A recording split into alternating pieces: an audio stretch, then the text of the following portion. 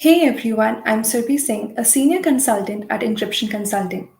Today, I want to walk you through the basics of FIPS compliance, what it is, why it matters, and how to navigate the requirements for both FIPS 140-2 and FIPS 140-3.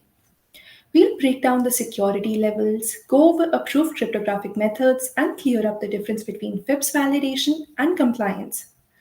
The goal here is to keep things simple and practical so you can easily understand what's needed to achieve and maintain FIPS compliance.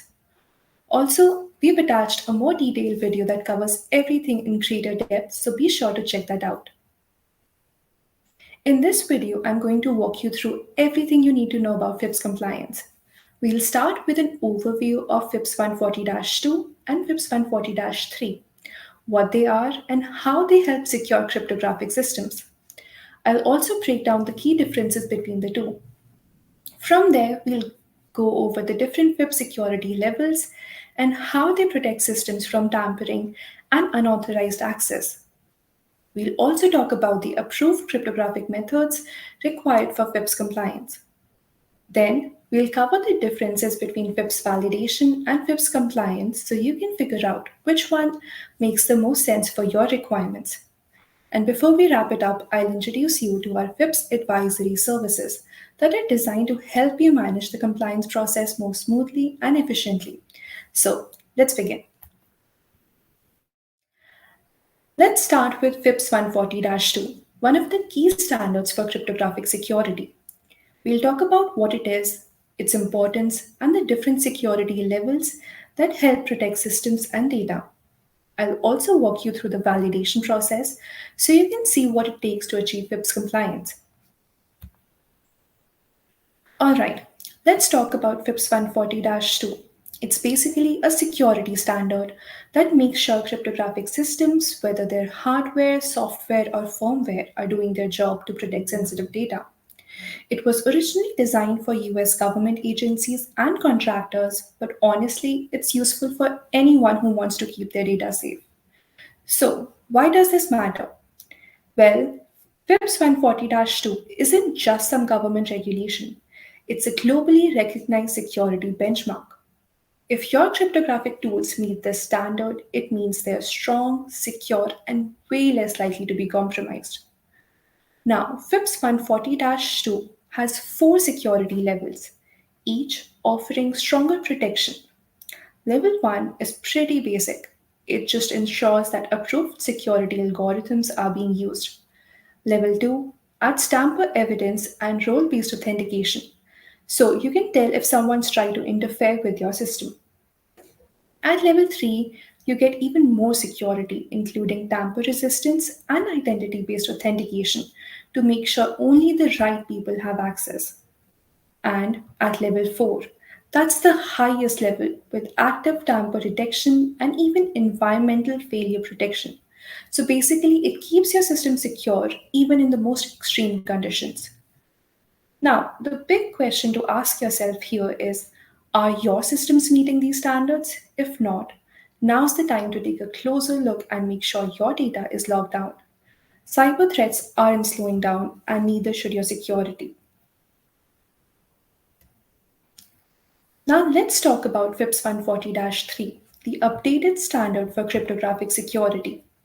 I'll go over what's new, why it's important for today's security challenges, and how its enhanced security levels help protect against the more advanced threats that we face today. We'll also take a quick look at the updated validation process and what it means for your organization. It's time to talk about FIPS 140-3, the updated version of FIPS 140-2. It builds on the previous standard by bringing in modern security requirements and aligning with international standards. The main goal is to strengthen the protection of cryptographic modules, especially as cyber threats become more advanced and new technologies emerge. So, why does this update matter? Well, FIPS 140-3 keeps security standards up to date with today's more advanced threats like the new quantum threats, making sure your system stays protected. It also aligns with global security frameworks, which helps with interoperability across different systems. Plus, it supports newer cryptographic algorithms and adds advanced security controls to keep your data safe at the highest level. Now, just like FIPS 140 2, FIPS 140 3 also has four security levels. Level 1 is still the most basic, but now supports modern cryptographic algorithms. Level 2 steps things up with extra physical and logical security measures. Level 3 adds tamper resistance features and stronger authentication to keep things even more secure. And at level 4, you get the highest level of protection with advanced tamper detection, multi factor authentication, and techniques designed to defend against even the most extreme threats. So, if you're familiar with FIPS 140 2, think of FIPS 140 3 as the next evolution, taking security a step further to tackle today's and tomorrow's challenges. Now, let's explore the core differences between these two compliances, focusing on how these updates improve security and compliance. Alright, let's get right into what sets these two standards apart. FIPS 142 has been a cornerstone of cryptographic security for years, but it followed a more rigid and structured approach. With FIPS 140 3, the focus has shifted to align better with international standards, creating a more flexible and comprehensive security framework. One big difference is how security requirements are handled. FIPS 140 2 focused on self contained modules, which worked well but didn't always adapt to modern security needs. FIPS 140 3 changes by introducing a more modular testing and approval process, making it easier to keep up with the more sophisticated threats that we all face, especially things like quantum computing risk. Another major update is in physical security. FIPS 140 3 has stricter requirements to protect devices from tampering, something that wasn't as robust in FIPS 140 2. That means your data stays secure even if someone gets physical access to the hardware. Testing has also improved. FIPS 140 2 relied on specific control test environments, which could be limiting. But FIPS 140 3 expands on that, allowing for more realistic and comprehensive testing to make sure cryptographic modules hold up to a variety of real world conditions. And then there's access control. FIPS 140 2 used role based or identity based access control, but FIPS 140 3 steps things up by integrating multi factor authentication, making systems even more secure and resilient. These changes makes FIPS 140 3 a much needed update, helping organizations stay ahead of the new threats. And again, if you want to go deeper into the details, we've linked a more in depth video on FIPS compliance. Now that we've gone over the basics of FIPS compliance, let's look into the key requirements in the FIPS cryptographic module specification. These are the standards that help ensure your system's data is properly protected and able to withstand potential threats. FIPS cryptographic module specifications are basically guidelines from NIST to help make sure your sensitive data is protected. They cover everything from how cryptographic functions work to how the system is properly protected, ensuring that every part of it meets strict security standards. So, the cryptographic functions section breaks down the algorithms like encryption and hashing that are used to keep your data safe. Then there's the ports and interfaces section, which looks at how data moves in and out of the system and makes sure it's transmitted securely. When it comes to access control, it's all about defining who can do what within the system. This ensures only authorized people can carry out sensitive tasks. The finite state model is there to make sure the system is always in a safe state and can't be tampered with. Physical security focuses on protecting the system from being altered or damaged, while key management makes sure encryption keys are generated, stored, and destroyed properly. And remember, only trusted people should have access to your data. Self tests are built into the system to check if everything's working as it should and to look out for signs of tampering. The design assurance part is all about ensuring the system has been properly tested and validated to meet these high security standards. And of course, there are measures in place to protect against known threats, ensuring the system can handle attacks. At the end of the day, these FIPS cryptographic module specs provide a comprehensive framework to keep your sensitive data protected, making sure every part of your system is up to par. Next, we'll cover the approved cryptographic algorithms in FIPS 140-3. We'll go over the key algorithms for encryption, digital signatures, hashing, message authentication, and key exchange, and how these standards ensure your cryptographic systems remain secure and compliant. Now, let's look into the approved algorithms under FIPS 140-3, which ensures that cryptographic systems use trusted and secure methods. Starting with symmetric key encryption, the standard here is AES. AES supports key sizes of 128, 192, and 256 bits and offers several modes like ECB, CBC, GCM, and XDS. These modes help protect data in various situations such as encrypting files or securing connections. If you're working with legacy systems, triple DES with a 192-bit key is still allowed for existing applications, although AES is definitely the preferred choice for new systems. Moving on to digital signatures, which are essential for confirming identities and ensuring data integrity. For RSA, FIPS 140-3 requires at least 2048-bit keys or higher. The DSA algorithm is available in two options: 2048-bit keys with either a 224-bit or 256-bit hash, or 3072-bit keys with a 256-bit hash.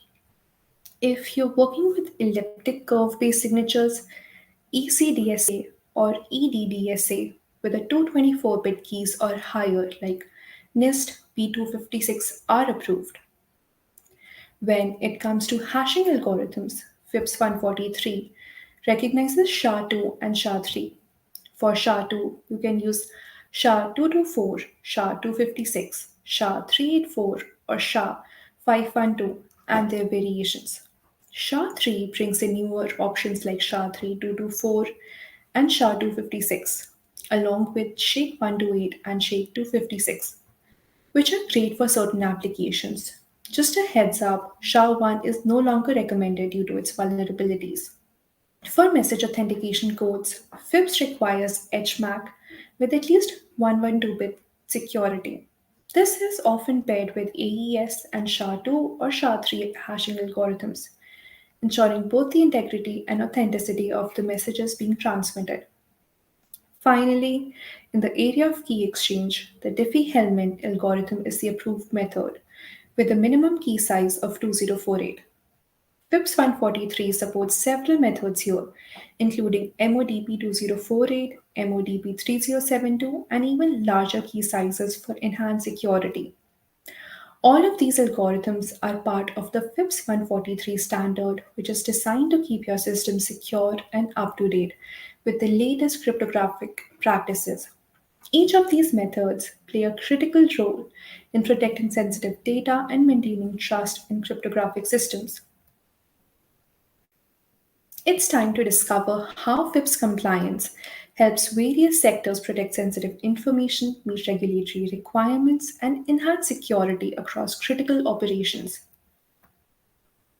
FIPS compliance is essential for organizations that handle sensitive data, ensuring they remain secure and adhere to regulatory standards.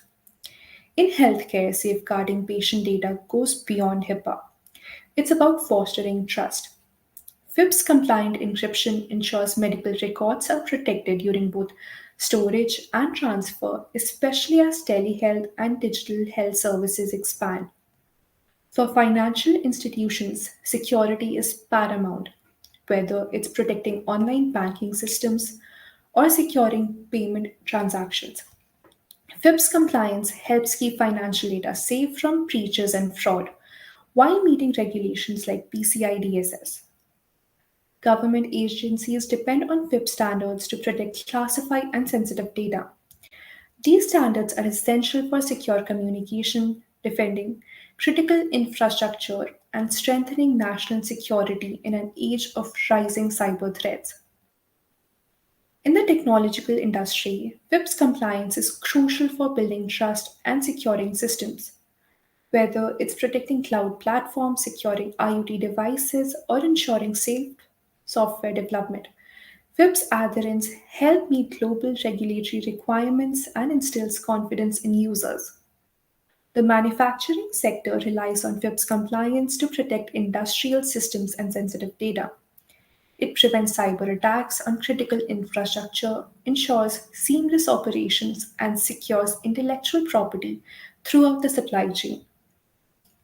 In retail, FIPS compliance is key to protecting customer information. It secures point of sale systems and payment processes, building consumer trust and ensuring compliance with privacy laws like GDPR or CCPA. Across all industries, FIPS compliance guarantees that organizations implement robust encryption and security measures to safeguard their data, operations, and reputation in an increasingly connected world. Now, let's turn our attention to FIPS validation versus FIPS compliance. These are two key concepts that play a crucial role in meeting FIPS standards. In the next slide, we'll break down their adherence, processes, and responsibilities to give you a clear understanding of each. Let's break down the key difference between FIPS validation and FIPS compliance so you can figure out which one works best for your organization's requirements. FIPS validation is like getting an official seal of approval from an independent third party expert. To achieve this, your cryptographic module needs to undergo comprehensive testing at a NIST accredited lab. This module is tested against all the security requirements set out in FIPS 140-2 or FIPS 140-3, ensuring it meets the highest standards.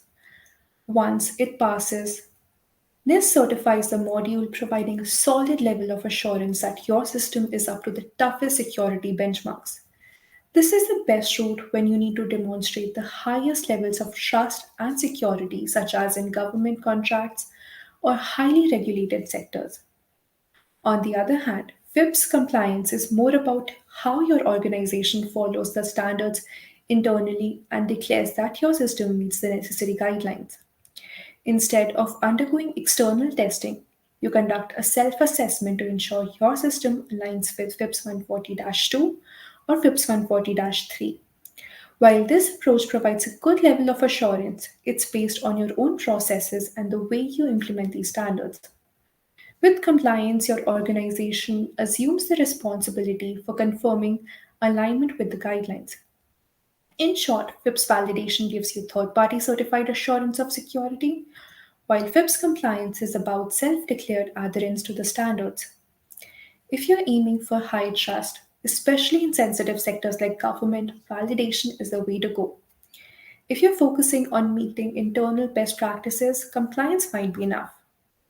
Understanding the distinction between these two options helps you choose the right level of assurance that aligns with your security requirements and the trust level you want to establish with stakeholders. Next, we'll explore how FIPS advisory services can simplify your journey to compliance. Whether you're working towards FIPS 140-2 or transitioning to FIPS 140-3, we provide the expert guidance you need. Now, we'll go over how our services can help you identify gaps, reduce risk, and achieve compliance efficiently. Achieving FIPS 140-2 or FIPS 140-3 compliance can seem like navigating a maze of technical details and certification steps. But you don't have to figure it out all on your own. Our FIPS advisory services are designed to guide you every step of the way. We're committed to making your compliance journey clear, manageable, and stress free. Our team of experts are dedicated to helping you spot any compliance gaps, minimize risk, and ensure a smooth certification process. Whether we're working towards FIPS 140-2 compliance or making the shift to the updated FIPS 140-3, we'll ensure you're on track throughout the entire process. With years of experience, we help organizations transition seamlessly from FIPS 140 2 to FIPS 140 3 while minimizing disruptions and ensuring success along the way. Here's how we get it done. First, we collaborate with you to align your policies with the compliance requirements. Then, we perform a thorough assessment to identify any gaps in your cryptographic systems. From there, we create a tailored roadmap that leads you step by step towards full compliance. If you're transitioning to FIPS 140 3, we make that process as efficient and straightforward as possible. Our services cover all the essentials from detailed system assessments and gap analysis reports to full certification guidance and ongoing compliance checks. We aim to make sure your compliance journey is as smooth and hassle free as possible so you can focus on what matters most, protecting your data and keeping operations running without a hitch. With our expert support, achieving FIPS compliance is not just possible but extremely simple. So that was it. Thank you so much for joining us today. We hope this session gave you some valuable insights into FIPS compliance and helped clear up some key points. If you have any questions or just want to chat more about anything we covered today, don't hesitate to reach out. You can email us at info@encryptionconsulting.com or visit our website at encryptionconsulting.com.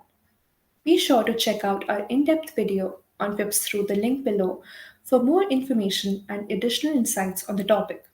We're always here to help with any of your FIPS related requirements, so feel free to get in touch with us. Thank you, and we look forward to connecting with you soon.